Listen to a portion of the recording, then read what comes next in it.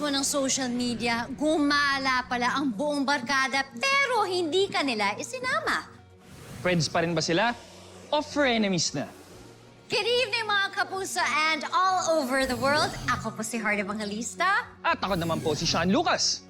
Welcome po sa tinututukan at pinag-uusapang programa tuwing Sabado. Kung saan POV mo, panalo! The people have spoken!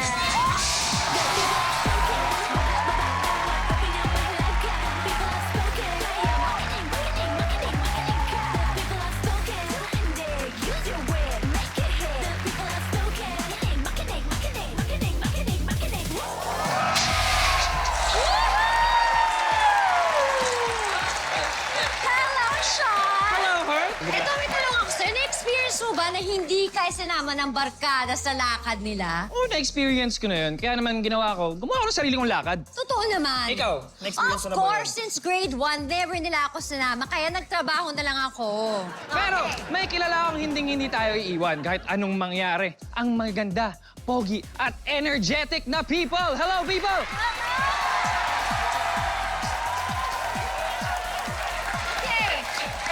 Today, ay sumugot sa ating questions ang mga people.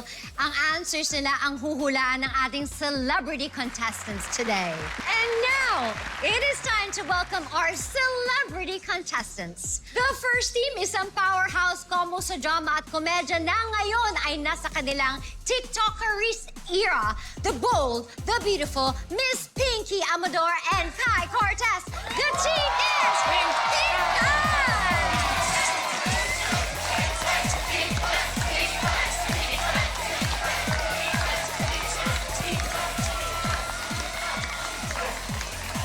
Hello, Team Pink. Hi, Miss Pinky, Miss Kai.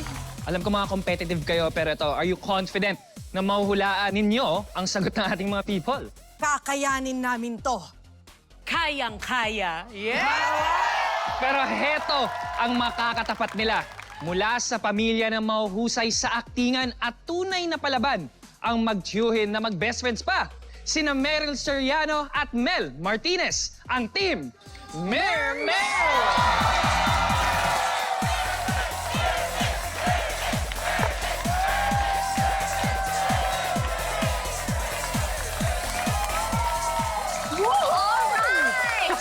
Now, since ikaw ang mas nakakatanda, automatic ba na sa iyo manggagaling ang final answer? Hindi. Ay, hindi pa nagka-game. Akala ko game. Sorry. Wala pa. Nagsisimula pa lang. Kaya nga una pa lang mukhang mainit na... ganyan. Okay, diretso na tayo sa first round. Ito ang Walang Tulungan. One-on-one ang laban for this round. Bawal mag-coach ang teammate. Para sa first question, ang sasalang for Team Pinkay ay ang napakagaling na TV, movie, and theater actress na isa ring loving fur parent, Miss Pinky Amador. For Team Mermel naman, ang maglalaro ay isa ring award-winning actress at isa ring book producer, si Meryl Soriano. Game na kayo? Yes! Game? Okay, for 10 points, we ask the people, kung pamamanahan ka ng malaking halaga, alin ang pipiliin mo? A, 100 million isang bigayan. B, 1 million monthly habang buhay. Your 5 seconds starts now. 5, 4, 3, 2, 1. Time's up! Miss Pinky, ano po ang mas gusto nyo? Sa tingin ko yung isang bush. A, 100 million, isang bigayan. YOLO. Okay, at YOLO. bakit po yun? Para siguro ma-enjoy na niya lahat, di ba? At kung meron siya mga pagbibigyan, mga tutulungan, magagawa na niya agad-agad. Total, we don't know how long we have here, Tama. di ba? Okay. Miss Meryl, agree po ba kayo kay Miss Pinky? Di yung akin, 1 million monthly habang buhay. Okay! Sure na! At least may incoming. Okay. Oo. The people have spoken at ang sagot ng people ay... Hey! Hey! Hey! Hey! Yes! Yes! Gusto ng people ang installment. Tama si Meryl. So that's 10 points for for Team Mermel at 0 naman so far sa Team Pink Kai. Okay, ang susunod na maglalaban ang actress, comedian, and public servant na si Kai at ang actor and acting coach na si Mel. Good luck! Let's move on to question number 2. For 20 points, we ask the people, may karapatan ba sa pagpili ng venue at bisita ang parents kung sila ang gagastos sa kasal? A, of course, pera nila yun. B, no sa bride and groom na yun. Your 5 seconds start now. 5, 4, 3, 2, 1. Time's up! Okay? Unahin natin si Kai. B, no. Sa bride and groom na yon. And why is that?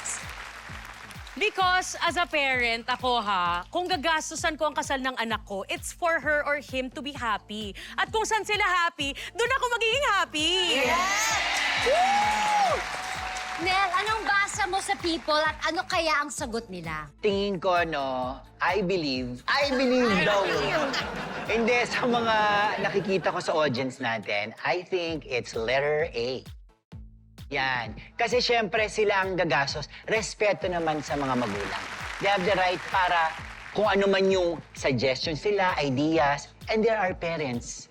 Babaliwalain ba natin yon? Kahit papano. Thanks. Ano ba ang mga POV over there, Tol, Sean? pangalan mo muna natin, taga saan at sagot mo sa tanong na ito. Hello people, I am Sir Nads, your singing host yan. Siyempre, kung may karapatan talaga yun sa pagpili ng venue at bisita ang parents, kung sila ang gagastos, no talaga. for Although, you. yung respect nandun naman talaga kasi siyempre, pera naman talaga nila yun. Pero for sure, kung mahal talaga ng parents yung mga ikakasal, they will respect kung sino talaga yung pipiliin ng mga bride and groom. Kasi once in a lifetime event lang yun, so dapat talaga very memorable and happy. Happy lang, good vibes lang. Maraming salamat. Celebrity Peep Joy, Di ako agree dun. anong say mo? Mali yun. Ako, A ang sagot ko. Of course, pera nila yun eh. Pero kasi short term yung nakikita natin. Kung ako to, long term. Dahil sagot nyo na rin naman ang venue tsaka bisita. Sagutin nyo rin yung mapapangasawa, yung pagpapaaral sa anak ko, yung edukasyon nila, hanggang burial and crematory. Sagutin na nila. Gusto nyo pala eh. Long term plan. Dahil sila din naman nagagastos, lahatin na. Pero ikaw, Art, gusto ko malaman ang sagot mo. Ako, kung pera nila, di syempre, imbitahin na natin si Tita Josie. Di naman makakaano, di ba? Si Tita Josie, Tita Carmen, hayaan nyo na. Pera naman nila yun. At even naman yan eh. Buti nga, pinuntahan yung kasal nyo. Ako nga, di ako pinuntahan. So, ganun lang yun. But again, sino kaya sa kanila ang nakahula ng tamang sagot? Yet again, the people have spoken at ang sagot ng people ay... We get this, ahead na tayo.